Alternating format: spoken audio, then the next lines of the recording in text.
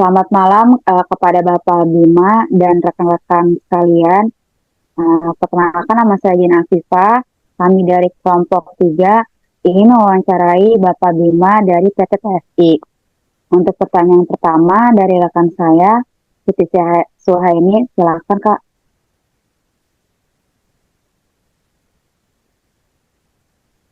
Baik, terima kasih untuk kajian dan teman-teman semuanya. Selamat malam, Kak Bima dan rekan-rekan semua. Saya ingin bertanya, bagaimana penerapan hukum perlindungan konsumen dalam kegiatan operasional perusahaan Badan Sertifikasi ISO? Terima kasih. Ya, terima kasih udah diundang ke pembahasan kali ini. Saya akan menjawab pertanyaan pertama dari saudari Siti Suhaini ya.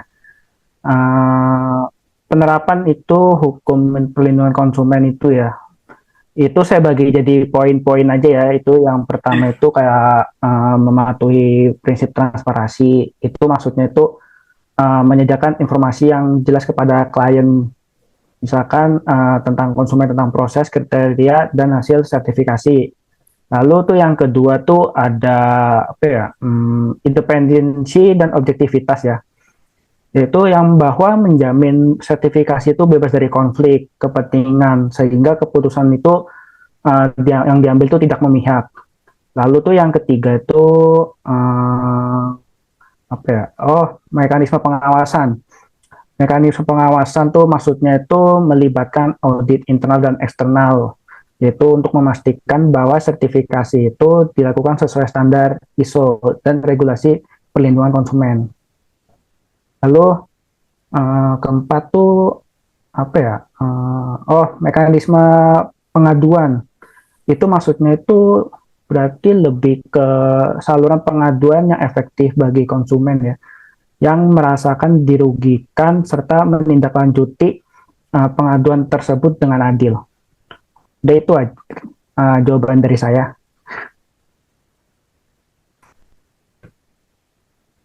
Baik, untuk jawabannya, terima kasih untuk Pak Bima. Pertanyaan selanjutnya akan dilanjutkan oleh rekan saya. Iya, terima kasih Pak Bima untuk informasi untuk jawabannya. Saya izin bertanya Pak, apakah perusahaan Badan Sertifikasi ISO telah memenuhi standar hukum dan regulasi yang berlaku dalam hal perlindungan konsumen? Terima kasih Pak. Iya, terima kasih. Saya jawab pertanyaan dari saudari Jihan. Nah, perusahaan uh, sertifikasi itu udah terakreditasi ya oleh badan otoritas tuh kayak Komite Akreditasi Nasional.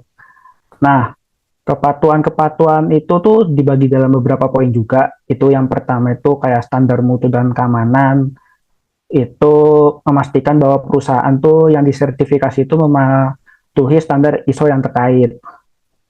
Nah, lalu yang kedua tuh seperti kayak dalam Undang-Undang Nomor 8 Tahun 1999 di Indonesia yang mengatur tuh hak konsumen dan kewajiban pelaku usaha. Lalu uh, uh, tantangannya itu dalam kepatuhan tuh seperti menghadapi dalam memperbarui kebijakan sesuai perubahan regulasi atau perbedaan antara standar hukum di berbagai wilayah. Itu aja jawaban dari saya. Baik Pak Bima, terima kasih atas jawabannya. Selanjutnya disampaikan kembali pertanyaannya oleh rekan saya. Silahkan untuk Terima kasih Pak Bima atas waktunya. Untuk pertanyaan yang saya ajukan itu, apa saja tantangan utama yang dihadapi perusahaan dalam menjaga kualitas dan keamanan layanan sertifikasi agar sesuai dengan prinsip-prinsip perlindungan konsumen? Nah, saya jawab ya pertanyaan dari saudara Suryadi. Itu tantangan utama dalam menjaga kualitas ya. Itu seperti apa ya, kompleksitas regulasi. Nah, itu maksudnya itu perbedaan regulasi itu di berbagai negara itu membuat harmonisasi dengan standar ISO menjadi tantangannya. Lalu tuh ada kredibilitas dan independensi, itu adanya potensi tekanan dari klien untuk mendapat hasil sertifikasi yang menguntungkan, yang dapat merusak integritas dan badan sertifikasi. Lalu ada kapasitas sumber daya ya, itu yang diperlukan auditor yang berkompeten untuk berpengalaman untuk menjaga kualitas layanan. Lalu dalam keamanan data, itu di dalam era digital tuh perlindungan konsumen dan klien itu menjadi hal penting ya yang harus dijaga. Lalu penanganan pengaduan, menangani pengaduan konsumen itu secara cepat dan adil memerlukan sistem yang efisien dan profesional. Itu jawaban dari saya. Terima kasih Pak Bima atas jawabannya. Dilanjutkan pertanyaan selanjutnya dari rekan saya Diva. Baik, selamat malam Pak Bima. Terima kasih atas waktunya sudah menyempatkan. Mungkin saya ingin bertanya sedikit.